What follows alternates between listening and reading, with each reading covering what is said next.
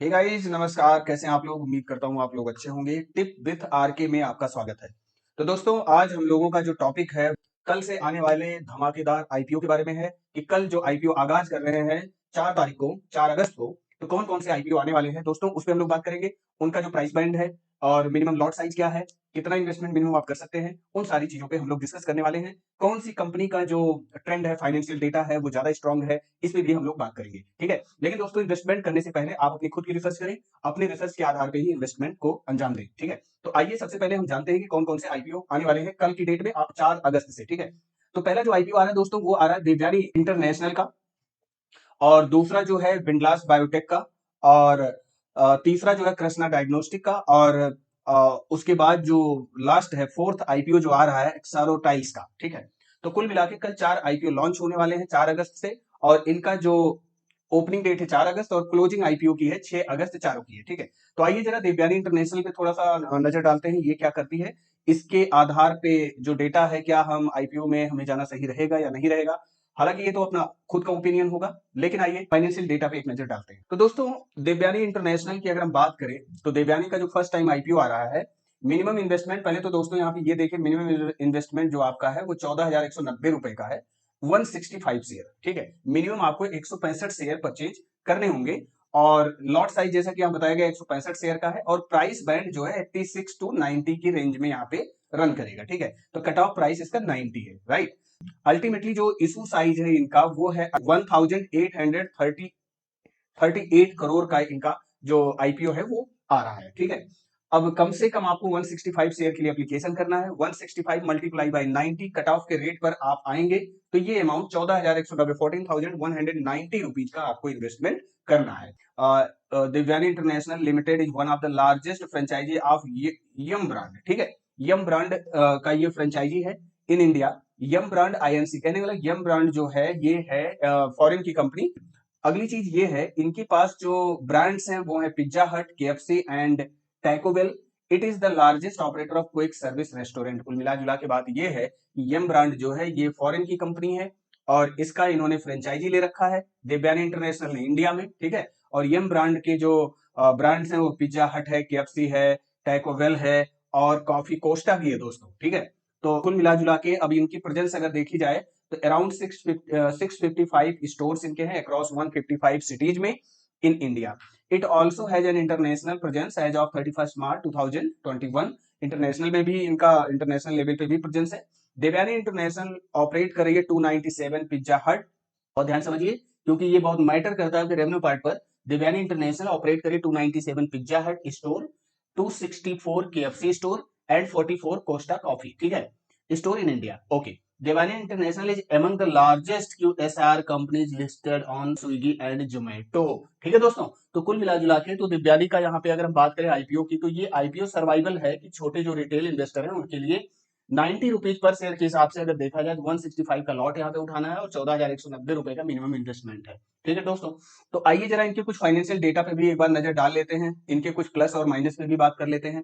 तो दोस्तों, जैसा कि आपको पता है कि ये इंटरनेशनल ब्रांड का फ्रेंचाइजी है, तो कुल मिला जुला के इसकी सक्सेस डिपेंड करेगी कि जो इंटरनेशनल ब्रांड है वो कितना अप जा रहा है।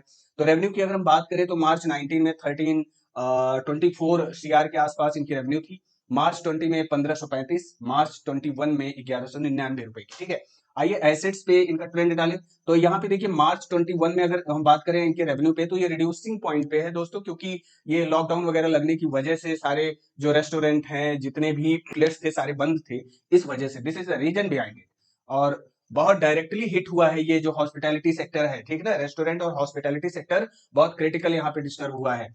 आइए इनके एसेट्स पे डालें अगर नजर, तो 31 मार्च 19 में 1807 करोड़ का इनके पास एसेट्स थी, और मार्च 20 में जो है 1884 करोड़, जो कि इंक्रीज पोजीशन में है। तो मार्च 21 में 1668 करोड़। क्योंकि दोस्तों यहाँ पे क्या होगा, कुछ स्टोर्स इन्होंने बंद किए होंगे, कुछ अपने आउटलेट्स इन्होंने क्लोज किए होंगे, बिकॉज ऑफ की जो पेंडेमिक की वजह से उनकी सेल्स डिस्टर्ब हो रही है, रेवेन्यू नहीं आ पा रहा है, लेकिन ऑपरेटिंग एक्सपेंसेस जो फिक्स्ड एक्सपेंसेस हैं वो रन कर रहे थे।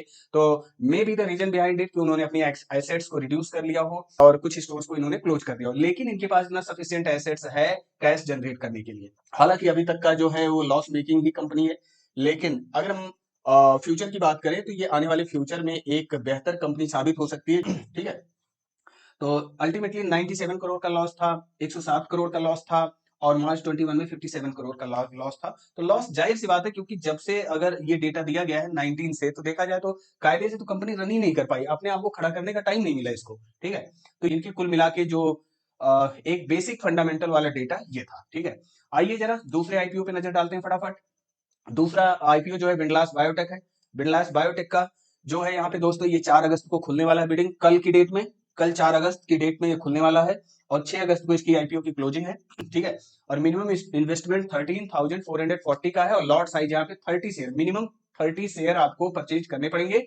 और इनका जो प्राइस बैंड है, प्राइस रेंज है, वो 448 से लेके 460 तक का यहाँ पे चलेगा पर शेयर। यहाँ पे कंपनी जो रेट आपसे लेगी मैक्सिमम 460 ही लेगी, ठीक है।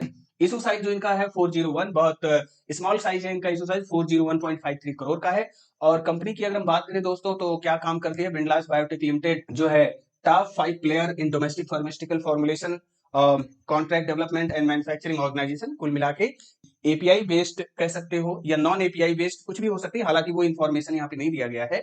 विंडलास बायोटेक एक्चुअली ये फार्मास्यूटिकल कंपनी है जो कि दवाइयां वगैरह बनाती है, ठीक है।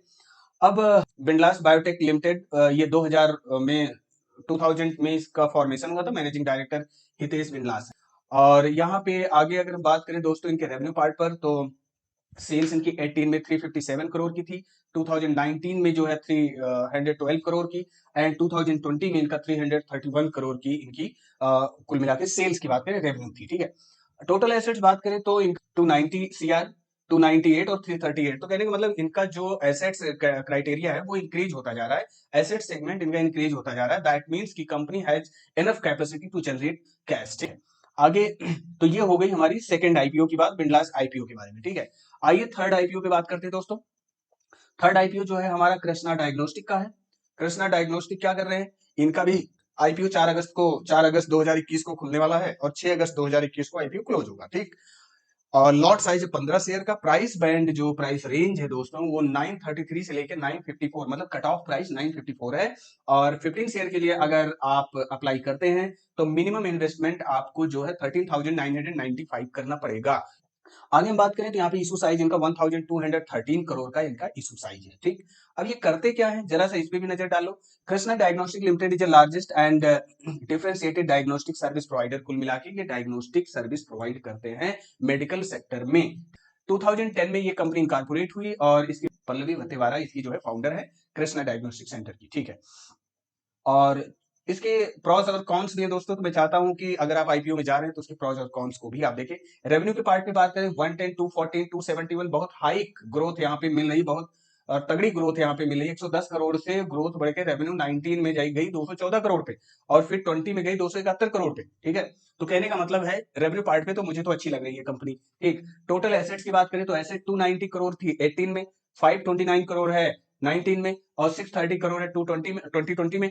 तो यहाँ पे देखा जाए तो this company has enough assets to generate cash. ये चीजें हैं, कहने का मतलब एक कंपैरिजन, एक आम इन्वेस्टर है वो क्या कर सकता है, ज्यादा से ज्यादा revenue, total assets, profit, company की फ्यूचर, और उसका जो मैनेजिंग जो ग्रुप है, मैनेज करने वाला जो ग्रुप है, कितने एडुकेटेड हैं, कितने अच्छे लोग हैं, मैनेजिंग पावर कैसी है, उनके गवर्नेंस कैसे हैं, ये भी सारी चीजें कहने का मतलब देखना पड़ता है। तो ये चीज हो गई तो हमारा कृष्णा डायग्नोस्टिक का आईपीओ। तो दोस्तों यहाँ पे अगर आईपीओ की बात करें, अभी तक 3 आईपीओ पे हम लोग डिस्कस कर चुके हैं। तो ओके, कृष्णा डायग्नोस्टिक का आईपीओ पे हम लोग बात कर चुके। आइए अगला हम लोग बात करते हैं दोस्तों, जो है एक्सारो टाइल्स। टाइल्स का मतलब जो घर बनाएंगे और टाइल्स लगाएंगे उसमें, तो उसकी यहाँ पे आईपीओ आ चुकी है, एक्सारो टाइल्स आईपीओ। अब इसकी बात करें तो 4 अगस्त को इसका भी आईपीओ ओपन हो रहा है, और 6 अगस्त को क्लोज होगा, ठीक है। मिनिमम इन्वेस्टमेंट 14,750 का है, लॉट साइज 125 शेयर। कहने का मतलब ये 125 शेयर से कम आप एप्लीकेशन नहीं कर सकते हैं। प्राइस रेंज है 118 और 120 के अंदर, ठीक। तो कहने का मतलब कट ऑफ रेट यहाँ पे 120 है, ठीक है। इशू साइज है दोस्तों यहाँ पे 161.09 सीआर का, करोड़ का। अब आइए देख लेते हैं ये करते क्या है। तो Exxaro tiles is engage in the manufacturing and making of vitrified tiles that are used primarily in flooring solution.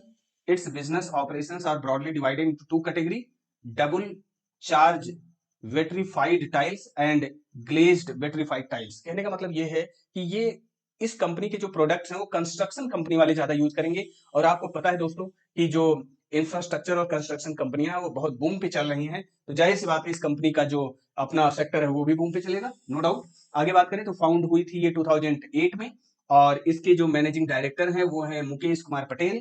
आइए इसके कुछ रेवेन्यू कैपिटल एसेट्स पे बात कर लेते हैं। तो इनका रेवेन्यू तो दोस्तों अगर देखा जाए तो बड़ा अच्छा पिक्चर दिख रहा है। 19 में 244 करोड़ का, 20 में 244 करोड़ का, वाह भाई क्या बिजनेस रहा। 2021 में 260 करोड़ का। तो दोस्तों यहाँ पे जो है इंक्रीज पोजीशन में है रेवेन्यू कुल मिला जुला के। आगे एसेट्स की अगर हम बात करें तो they have I think sufficient asset to generate cash, यहाँ रेवेन्यू जनरेट करने के लिए पर्याप्त एसेट्स हैं इनके पास, कोई दिक्कत वाली बात नहीं है।